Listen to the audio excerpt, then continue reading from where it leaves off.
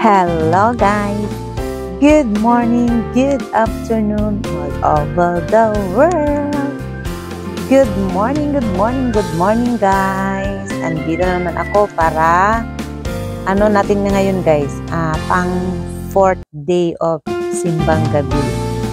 Yes guys, at antok at pagod na ang mga person. Kasi nung unang araw is marami pang nagsisimba. Pangalawa, pang-tatlo, pang-apat, parang kumonti na ang mga nagsisimba guys. Kasi syempre is ilang araw na din silang puyat. So yung iba hindi na nakakabangon. Yes guys. Pero ako guys, sa online na lang ako nanood ng Simbang Gabi. Yes, guys. Kasi syempre, kailangan din nating magtinda dito sa ating tindahan. At may isi-share ako sa inyo kasi sa pang-apat na araw na ngayon na experience or observe sa ating mga customer is medyo tumumal ang bintahan guys. Pero kahit papano is nakakabenta naman pa rin tayo, at ang isi-share ko sa inyo is kung ano yung 4 na item na nabebenta dito sa aking tindahan ngayong Simbang Gabi.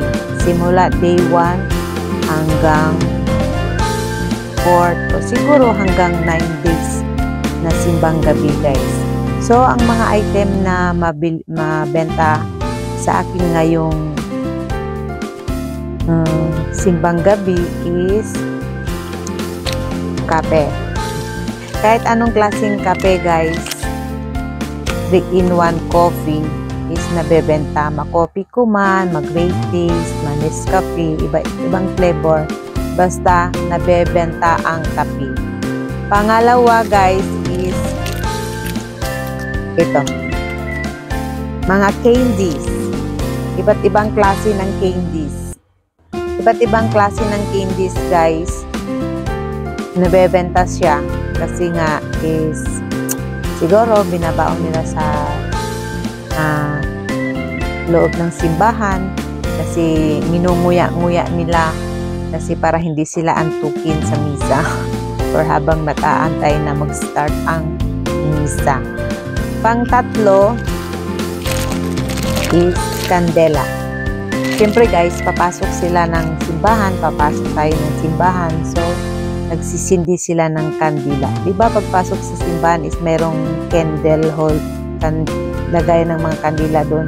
Kung doon tayo magsisindi, so nagsisindi sila guys. Kaya mabenta sa atin ang kandela. 4 pesos yung kandila, yung candy ko is 4.5, yung kape ko is 14 lahat ang 3-in-1 na coffee. At especially yung sigarilyo. Yes. Mabenta ang kahit anong sigarilyo, pero most sellable na cigarettes is Winsboro.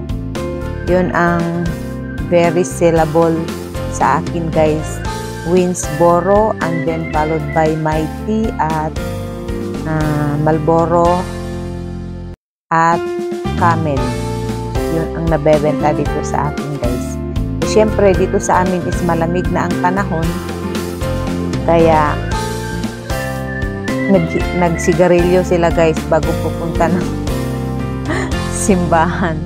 Kaya yan ang 4 na sellable item sa aking tindahan ngayong Simbang Gabi, simula day 1 hanggang ngayon day 4, sana hanggang day 9 and so on is mabebenta pa rin siya guys. Pero sigurado naman ako manifesting na mabebenta talaga yan siya guys, kasi sa umaga sigarilyo yung hanap nila, papunta silang simbahan, kandela at candy kasi nga naantok, ininunguya-nguya nila sa simbahan, at pag uwi nila galing simba is bibili sila ng kafe.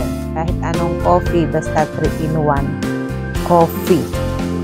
At kumusta naman ang mga bentahan natin dyan sa ating mga kanegosyo, ka-super, kasari dyan?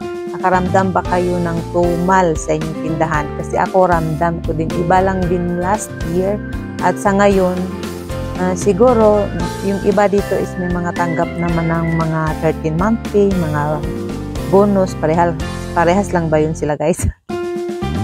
Pero nga ngayon na wala na tayong lockdown, wala na free ng lahat na makalabas. So, siguro yung iba is doon na sa mall or grocery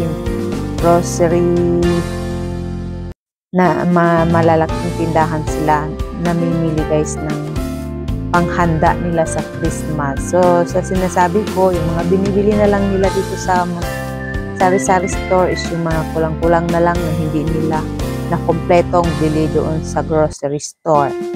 Kaya, this kahit pa paano is prepared pa rin tayo sa mga ganyan na mga pangyayari na may mga kulang-kulang sila at meron pa rin tayong maibigay kahit paano. Pero ngayong taon talaga guys is medyo matumal.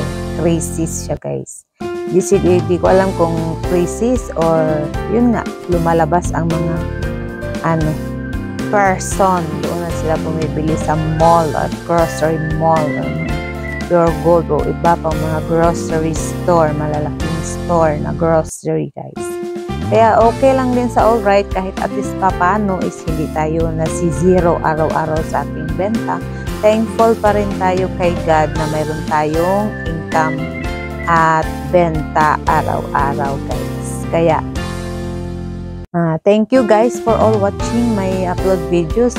Please subscribe my YouTube channel, Maricel Vlog, and hit the notification bell para updated kayo sa mga upload videos ni Maricel Vlog. And thank you for watching guys, and please don't skip ads. Thank you, bye bye, God bless you, and have a good time.